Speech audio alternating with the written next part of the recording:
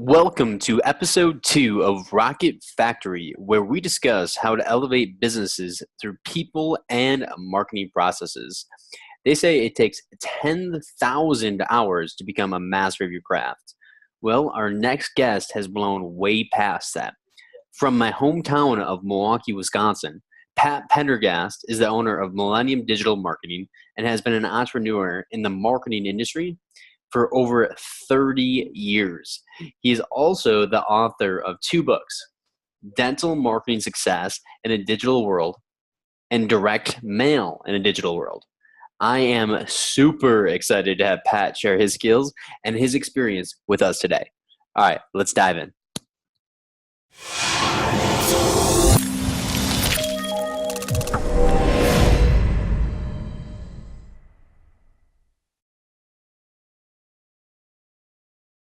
All right, welcome to episode 2 of Rocket Factory, where we discuss how to elevate businesses through people and marketing processes. Today we have a very special guest. We have Pat Pendergast with Millennium Digital Marketing. Hi, Pat. Thanks for joining us today, bud. Nick, thanks for having me. It's great. 100%. Well, hey, let's start out here. Tell me a little bit about your background in marketing and about your company, Millennium Digital Marketing. Well, what we do is I've been in printing and marketing for the past 30 years, and it's kind of evolved. It's changed over the years, as we all know.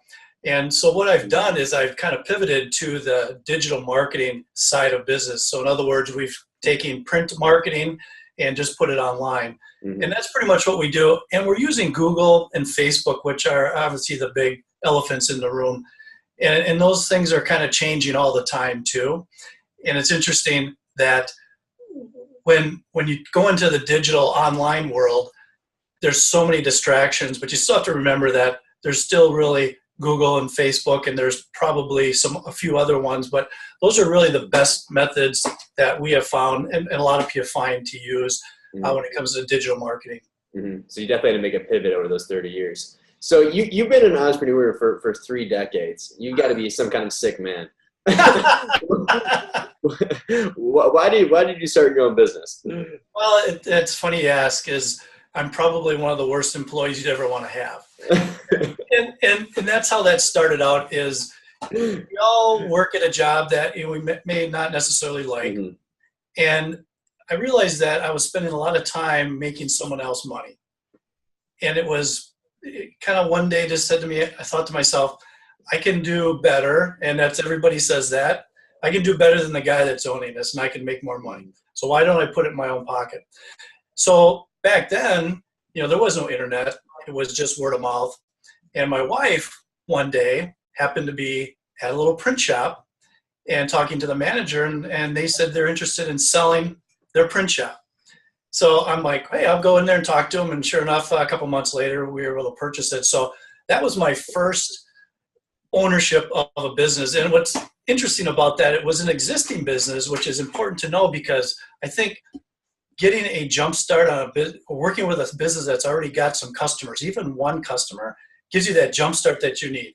Because we all know how hard it is to get that first customer, right? And so what I did is I kind of cheated. I'll call it cheated. Is I purchased a business I was already running. But back then it was just a matter of going, knocking on doors, shaking hands, getting to know people. And that's changed over the years. Now it's online. So what we've done is what we've learned is that we can utilize the online world, except it's try to get it from a personal standpoint yet. So we're still kind of perfecting, bringing the personalization of the old world into the new world. But I think that people are doing that, and we're getting much better at it. Mm-hmm. So anyway, I've grown through acquisition. I purchased some other printing and mailing companies over time. So that was kind of a way to grow the business. And I think that can be something anybody else can do too. That's an entrepreneur that owns their own business. Acquisition is a quick way to grow your business. Mm-hmm. And I encourage that. If you ever have the opportunity to buy another business, smaller business, it could be even a larger business, but it really will help you accelerate. And, the big word is scale. Mm-hmm. It's really hard to scale organically. So one of my tips that if I was going to give anybody, if you ever come across the opportunity to partner or purchase another business, that's your fast way of scaling. Mm-hmm. And you might be surprised too as to some of the business that will spin off of that too, because like you and I have spoken in the past, personality is everything. Mm-hmm. And if they like you, they're going to recommend you to other people. Mm-hmm. Yeah. Do you actually have any suggestions or tips for people in terms of how to grow through acquisition? Because I feel like that process, if you don't do it properly, could get a little bit messy. Well, one of the things is don't look desperate is one of the big things.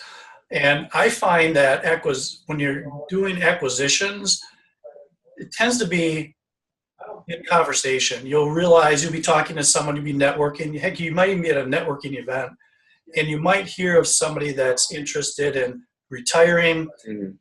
Maybe they're looking at growing and they want to purchase you, because that's the other thing is who says that you can't sell your business too. Right. So that's another way to look at it. But I always keep my ears up, because you might be surprised when you're talking to other business owners when they might drop little hints. Maybe they'll tell you they're tired. It's not working. One of the big things that I noticed is that they have hit a ceiling, per se, for whatever reason, that their sales have plateaued. And maybe it's just a matter of new life coming into the business. And so when you purchase a business, you're going to be excited. You're going to have new ideas. You're going to put life back into that business. So I would just keep an ear out. And the other thing is there's other companies that are brokers that will help you find a business that's for sale. But sometimes I think what happens when you find it that way is that there have been already, it's a little late to the party. You want to get early in to when a person is interested in selling their company, because as soon as other people get involved, it drags it out. The purchases that I actually had, one of them was a mailing company, and it was the woman that owned it just wanted to retire. She was tired out. She had enough. And it was a perfect segue for us because we wanted to get into mailing. She was a mailing company. We purchased her business, so we bought her knowledge. That's pretty much what you're doing too, is you're buying knowledge. Right. And so we brought that on board. One of the clients that she had was one of my clients, and it took off after that because we brought in the print, the marketing, and the mailing all under one roof, and this client loved that. So then all of a sudden our business exploded just on one large Fortune 100 company. So that's another way is sometimes when you purchase a business, you're buying customers, and you can expand on what they had. Yeah. So, like we were saying before, you've been in marketing for 30 years, right? When did you know it was time to make the jump and start making efforts into digital marketing? I'm going to be honest. I was late to the party. I stuck and I hung with the direct mail for a long time because it works. And the direct mail works, and it still does today, actually, because I was using it more as a keeping in touch with current clients. So that's important, is that I was not necessarily using it for prospecting, but I was using it to keep in touch with current clients so they remember me. And I would tell stories. I would have a newsletter. We would make it personal. So it was important because people then got to have a connection. But what I found that I wanted to help companies grow their own business. And I didn't see direct mail. Direct mail was just a challenge. It's sometimes difficult. The other thing is that sometimes you have lists that are rather old. So what I've done is I decided that the online method is going to get us quicker results. We're going to get results quicker from a standpoint of responses. So if let's say we do a direct mail or an email blast to 1,000 people, we know how many people can open up that email, how many people responded, how many people engaged with us. Where in the old world of direct mail, you never really knew that. You never sent anybody to a landing page. You really only sent them to your phone, and you really didn't know if that was truly working or not. What's neat about the digital world these days is that you can keep track of everything. A couple secrets that I just want to share with people is there's methods to keep track of people that come to your landing page or your website and kind of see how they interact on your website. I use Mouseflow. Hotjar is another one, but it's just an application that when you can watch their mouse movements, and it tells you a lot as to how people interact with your web page. Well, with direct mail, we could never do that. So there's just so many possibilities nowadays, so many new things that are coming out. And marketers, if they embrace this, they can learn a lot about their customers. I'm testing right now, and it's always about testing, but I'm testing right now people's interaction on my landing page, and I'm finding stumbling blocks. So I've streamlined some of the questions, some of the methods that they use. I've gotten some improvements on it. So that's just a tip of the iceberg when it comes to the digital side. It's always changing, it's getting better. One of the things that people, when you talk about Facebook right away, they go, oh, wow, that's kind of the evil empire. But you remember, they are one of the, data management, data collection has been going on for probably 200 years. Mm-hmm. And it's just that people just were made known about it, were told about it. So back in the old days, direct mail pieces, it's amazing what people even know to this day. They can get mailing lists of how you actually voted in the last election. If that's not data collection, then what is, right? Yeah. So those are the good and the bad. But what's really cool for marketers like us is that all that data is valuable, because then we can target the right people. Right. Why do I want to target somebody that is completely nowhere near the age or the male or female? If I'm selling a female-directed product, why do I want to market to males? And that's the beauty of digital these days, is that you have the ability to select demographics specifically. And that's important. And it's direct. It gives you more of a laser focus. So that's what's so important about digital. And I was really late to the party, but now that I've grasped it, it's just improved my business, but it's really improved my client's business. And that's all that matters. Yep, exactly. So, you're actually the author of 2 books. So I definitely want to dive into both of those. First off, I think this would be a perfect segue. One of your books is Direct Mail in a Digital World, right? Is direct mail still effective for your clients? And if so, let's hear some tips. Sure. Well, the reason I wrote the book is it needed to be put down, because they're not really secrets. They're secrets, but maybe we don't need to be holding on to them anymore. We need to share with people how things are done. And because I was so into direct mail and was good at direct mail, I decided to put it into words. I made it into a book. But what's interesting is that direct mail still works in a digital world. Who has not gotten a Geico envelope in the mail? Publishers Clearinghouse is still rocking it in the mail. It's just, you'd be surprised. A lot of what's really going on is agencies like the Red Cross, anybody that's into fundraising for nonprofits. You'll tend to see that nonprofits are big into direct mail because it still works. And also, one of the things to remember about is direct mail works with a certain age demographic. People still in the older demographic, and I'm going to say 40 and up, pay attention to their mail. They still do today. And if you look at, Nick, you may not get, you probably do get some mail, bulk mail, junk mail they used to call it. Right. If you look through that, you'll be interested to see who is mailing to you. And you'll be surprised. Here's a little tip to do if you ever want to test this. Go on the Geico website, fill out the information for a quote or whatever. You'll be surprised in 2 weeks you're going to get a piece of mail. I recently did that, yeah. So you're right.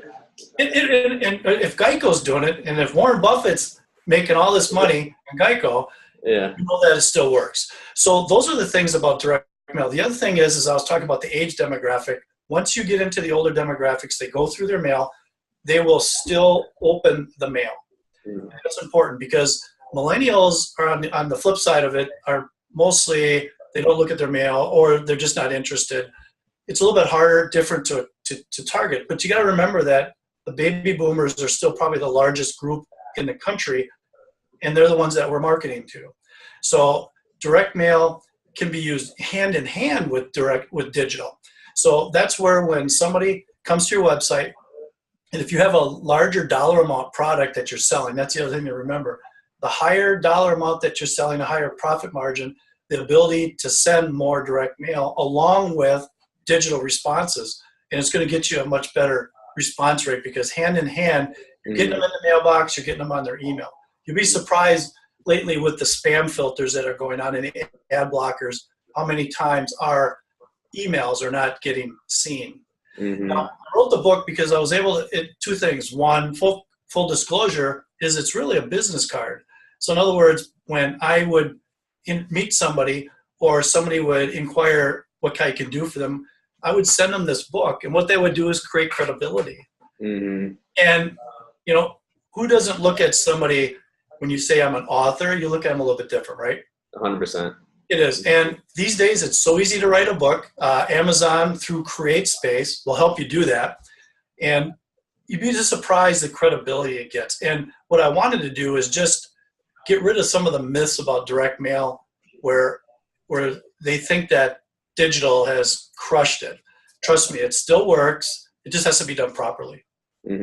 Yeah, that's awesome. Okay, so let's dive into your other book now right away, right? Because now we're talking dental marketing success in a digital world. All right. So let's create a little imaginary situation right here. Let's pretend that I own a new dental practice. High level, how can I be successful online?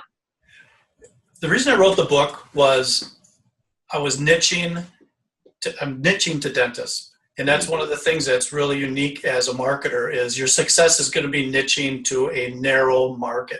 Yep. And so what I realized was that dentists they're probably one of the worst marketers in the world because they don't know how, in school they're taught how to be a dentist. They aren't taught to be marketers. Exactly. So what I did is I said, here's another way for me to create credibility by writing a book specifically towards dentists. One thing that dentists need to keep in mind is they're competing against corporate dentistry. Corporate dentistry are the major players that are national, and Aspen Dental is one of them. And what happens is the regular small dentist that has, let's say, a staff of 5 to 10 employees, he's large enough for his current market, but what's happening is a corporate dentistry is moving in. It never used to be that way. So what's happening is all of a sudden he has a market. He doesn't know what to do, doesn't know how to do it. So I put together this book to help them with both the digital side and the direct mail side.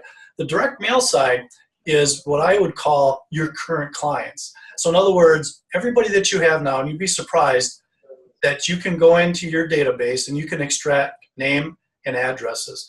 So in other words, what you're doing is you're mailing to them about your practice at least every quarter. And it can be just something more about what you're doing, what's new in the practice. One of the other things that dentists don't do is that they don't tell people all the things they do.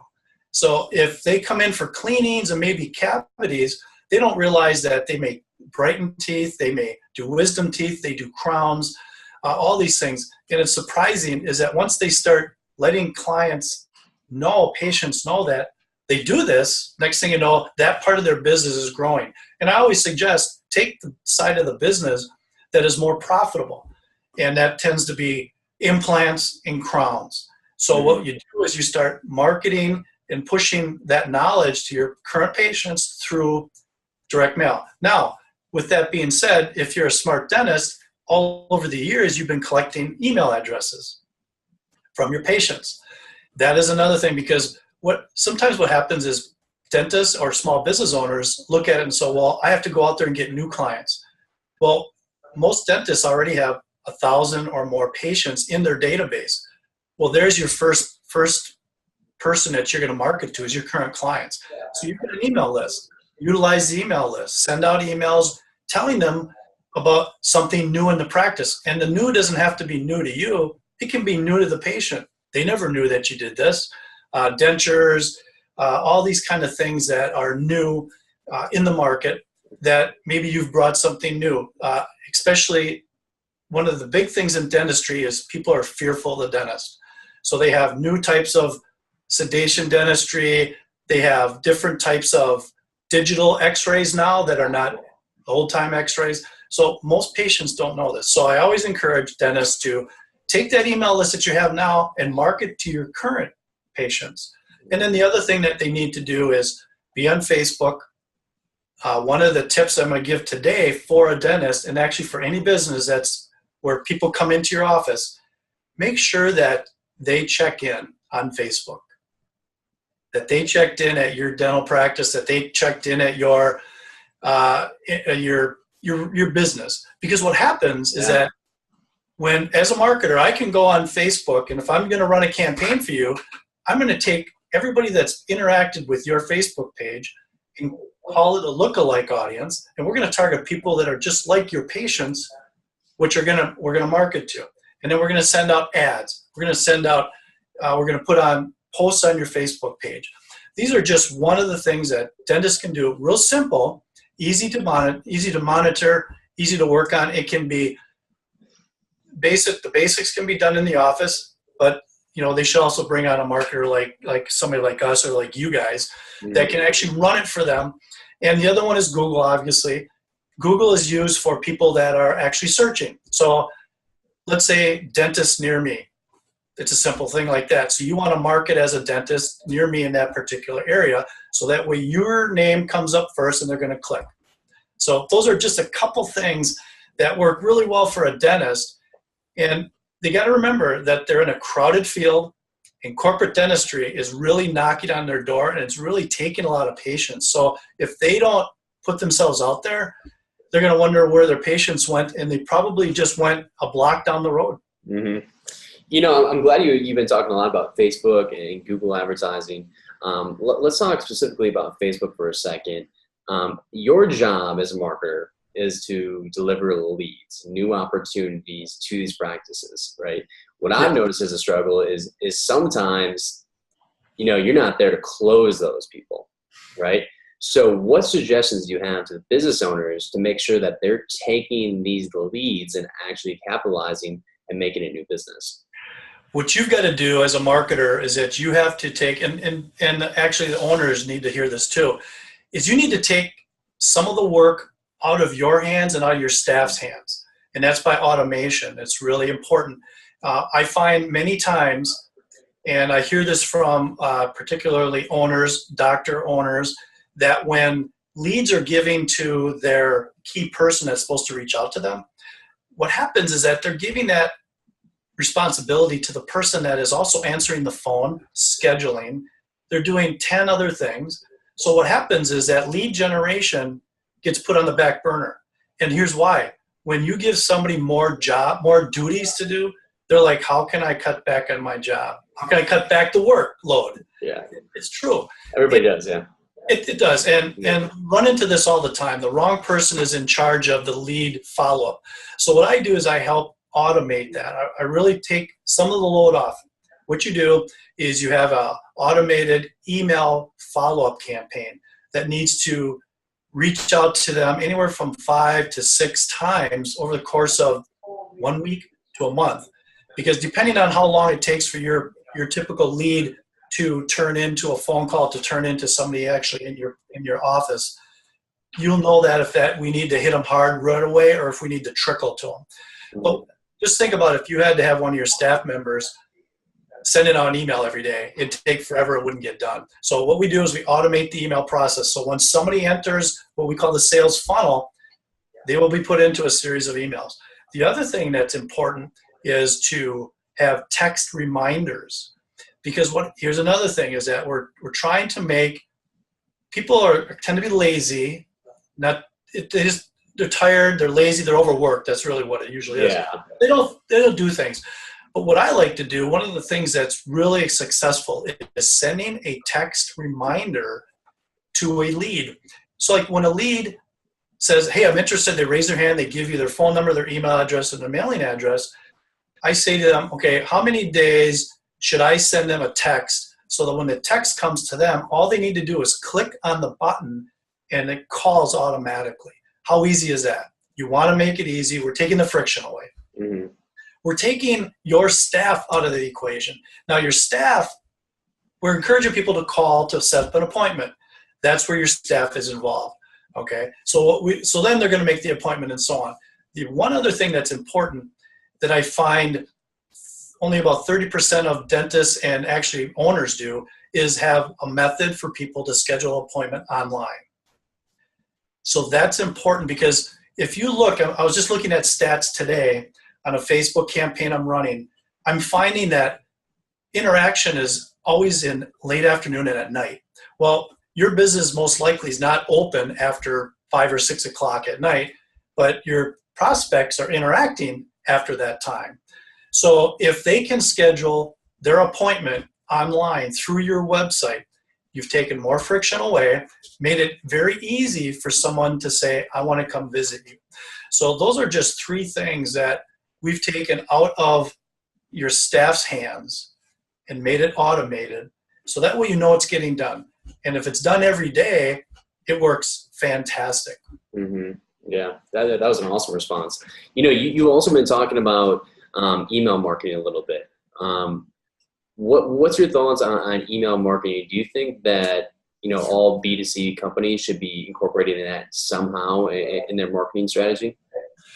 Email, I've had some past struggles with email campaigns, but what's happened is the compliance issues have been resolved, for lack of a better word. So what happens is there's less spam out there like there used to be, which is good for us, because spam is bad for marketers. It's just bad for us. It just gives us, people can't stand it when they get spam, all these blanket email messages in their inbox. So I've found that by being very specific in my email campaigns instead of being broad. So in other words, I'm going to give you an example right now of something that just happened recently. I sent out a email blast, I'm going to call it a blast, but it's a campaign to mortgage brokers, but it was very specific. It was talking about VA loans. So what I've done is I've taken a wide loans, conventional loans, all these other kind of loans, and narrowed it down to a VA loan. Now, one of the gentlemen I spoke with yesterday, he's a prospect that I'm actually working with right now to get on board, he said, I saw your email a couple days last week, and I threw it away. And then I saw another email come, and that one sat in my email inbox for a little while. And I don't know why, but eventually I opened it, and you know what? I called you.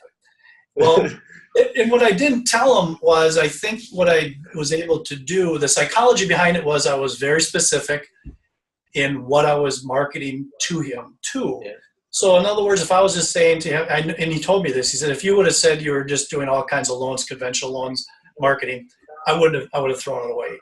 But it was very specific, which they're interested in because they know that that's a market they want to be in, and they need leads too. So that's what I did. So I'm very proponent on email marketing. And one tip that I think people should use is they don't need to be fancy. They don't need to have pictures. They don't need to have logos. My most effective email has a very catchy subject line and then 2 paragraphs of type. That's it. It's that simple, because think about it. You can read it on your phone. Yeah. It doesn't have to load. People hate it if you take them off of their mail.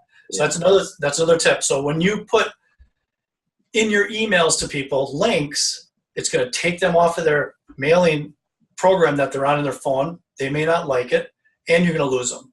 So you don't want to have them jump through a lot of hoops. You want to keep them there. Give them a simple way to contact you, email or phone number. It's that simple. So keep it simple. Keep it simple. Keep it simple. It still works. All right. So, before I ask my last question, where's the best place for people to find you online? Well, they can find me online at patpendergast.com. Mm-hmm. They can find me at millpm.com.